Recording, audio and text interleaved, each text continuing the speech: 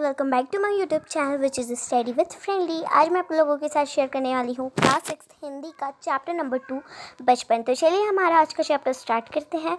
उसके पहले आप मेरे यूट्यूब चैनल को सब्सक्राइब कर दीजिएगा और उस वीडियो को लाइक कर दीजिएगा। मैं तुम्हें अपने बचपन की ओर ले जाऊंगी। मैं तुमसे कुछ इतनी बड़ी हूँ कि तुम्हारी दादी भी हो सकती हूँ, तुम्हारी नानी भी, बड़ी बुआ भी, बड़ी मौसी भी। परिवार में मुझे सभी लोग जीजी कहकर पुकारते हैं। यानी वो हमें बताती है कि वो हमसे कुछ इतनी बड़ी है, हमारी नानी, दादी, बुआ, मौसी हो सकते हैं, पर उन्हें उनके परिवार में सब लोग जीजी कहकर पुकारते हैं। हाँ, मैं इन दिनों कुछ बड़ा यानी उम्र में सयाना महसूस करने लगी हूँ, शायद इसीलिए कि पिछली शताब्दी में पैदा हुई थी। मेरे पहनने ओढ़ने में भी काफ़ी बदलाव आए हैं। पहले मैं रंग बिरंगे कपड़े पहनती रही हूँ, नीले, जामुनी, ग्रे, काला, चॉकलेटी। अब मन कुछ ऐसा करता है कि सफ़ेद पहनूं, गहरे नहीं, हल्के रंग।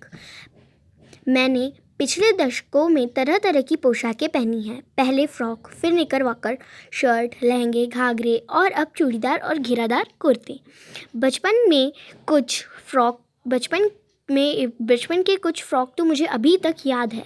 हल्की नीली और पीली धारी वाली फ्रॉक, गोल लॉकर और बाजू पर भी गोल कफ, एक हल्के गुलाबी रंग की बारीक चुन्नटों वाली घेरादार फ्रॉक, नीचे गुलाबी रंग की फ्रील।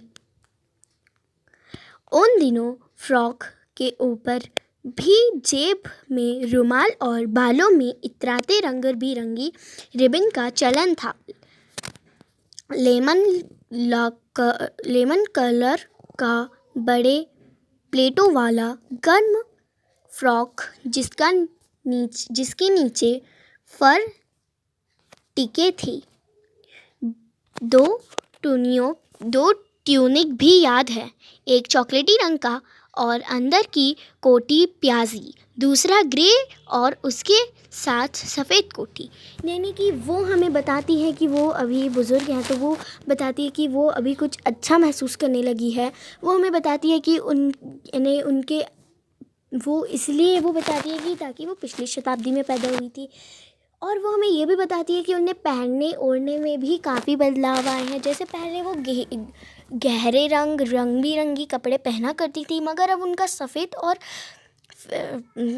फीके रंग पहनने का मन होता है। पहले वो हमें बताती है कि उनके कुछ फ्रॉक तो उन्हें अभी भी याद है, और वो हमें बताती है कि उन दिनों इतराते रंग के रिबन और जेब में रुमाल रखने का भी बड़ा चलन था। यानी कि जेब जो रहता है फ्रॉक में, अक्सर कोई फ्रॉक में जेब होते हैं, तो उसमें वो रुमाल और बालों में रिबन लगाने का भी बहुत चलन था। मुझे अपने मोज़े और स्टॉकिंग भी याद है। बचपन में हमें अपने मोज़े खुद धोने पड़ते थे। वह नौकर या नौकरानी को नहीं दिए जा सकते थे, इसकी सख्त मनाही थी। हम बच्चे इतवार की सुबह इसी में लगते, धो लेने के बाद अपने अपने जूते पॉलिश करके चमकाते। जब जूते कपड़े या ब्रश से रगड़ते तो पॉलिश की चमक उभरने लगती। मुझे आज भी बूट पॉलिश करना अच्छा लगता है। हालांकि अब नई किस्म की शू आ चुकी हैं। कहना होगा कि ये पहले से कहीं ज़्यादा आरामदेह है। हमें जब नए जूते मिलते, उसके साथ ही छाले का इलाज शुरू हो जाता। अब कभी लंबी सैर पर निकलते, अपने पास रुई ज़रूर रखते। जूता लगा तो रुई मोज़े के अंदर।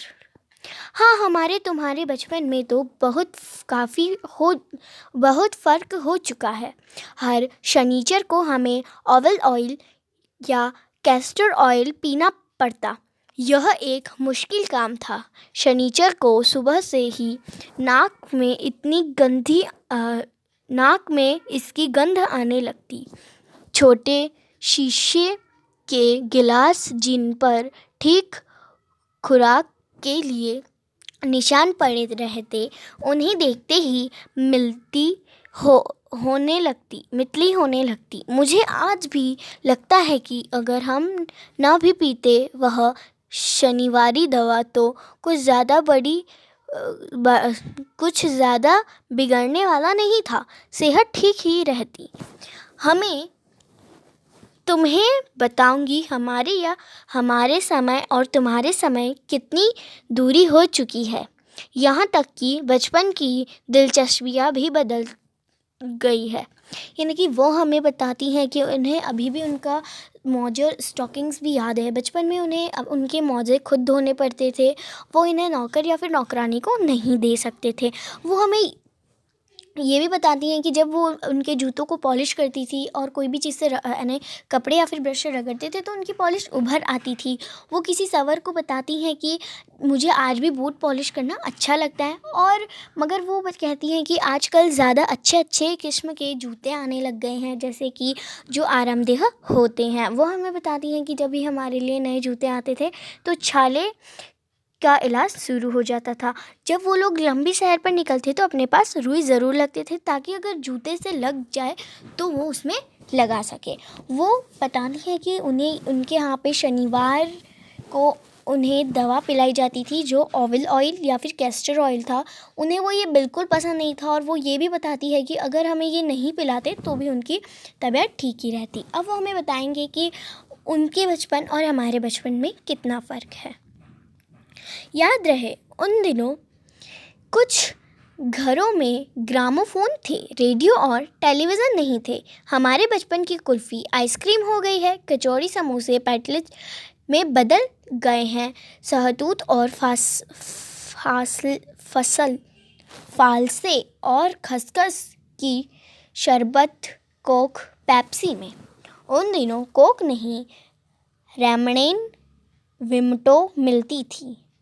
शिमला और नई दिल्ली में बड़े हुए बच्चों को फ्रेग्स और डेविको रादर्क की चॉकलेट और पेस्ट्री मज़ा देने वाली होती। हम भाई बहन की ड्यूटी लगती शिमला मॉल में ब्राउन ब्रेड लेने की। हमारा घर मॉल से ज़्यादा दूर नहीं था, एक छोटी सी चढ़ाई गिरजा मैदान पहुंच जाते, वहां से एक उतरते और मॉल पर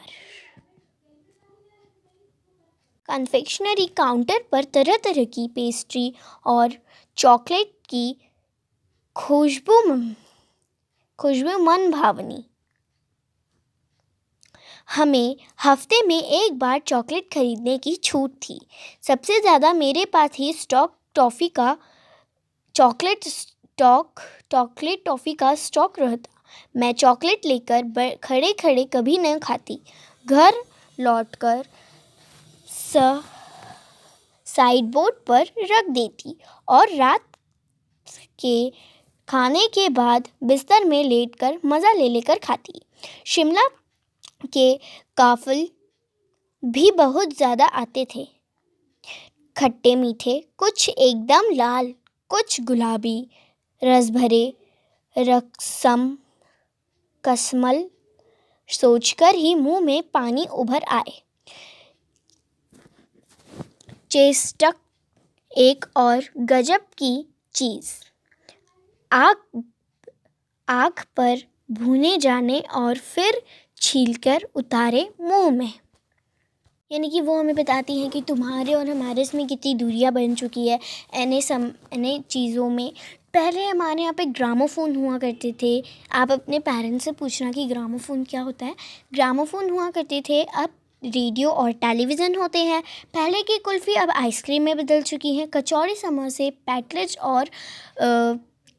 पैटलेज में बदल चुके हैं, और जो शहतूत और फासले और खसखस जो थे वो अब शरबत कोक पेप्सी में बदल चुके हैं।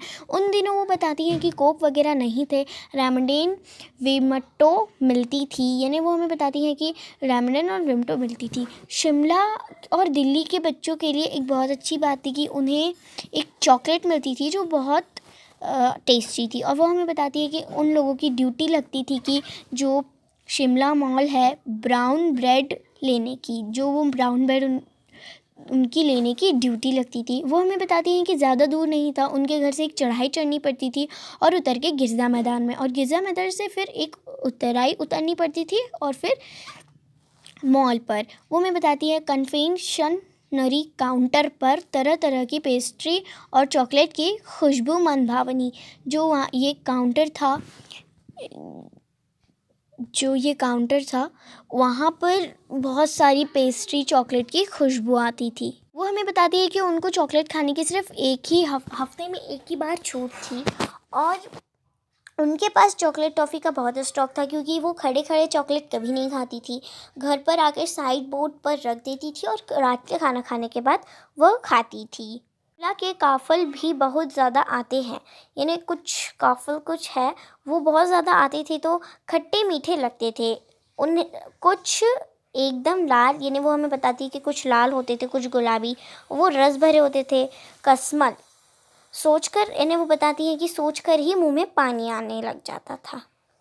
ये मैं पार्ट 2 में आपको इसके आगे का बता दूंगी। अभी हमने इतना कंप्लीट कर लिया है, अब मैं आपको इसके पार्ट 2 में बताऊंगी। तो thank you for watching this video and bye bye. Please guys do like share comments to my YouTube channel which is study with friendly.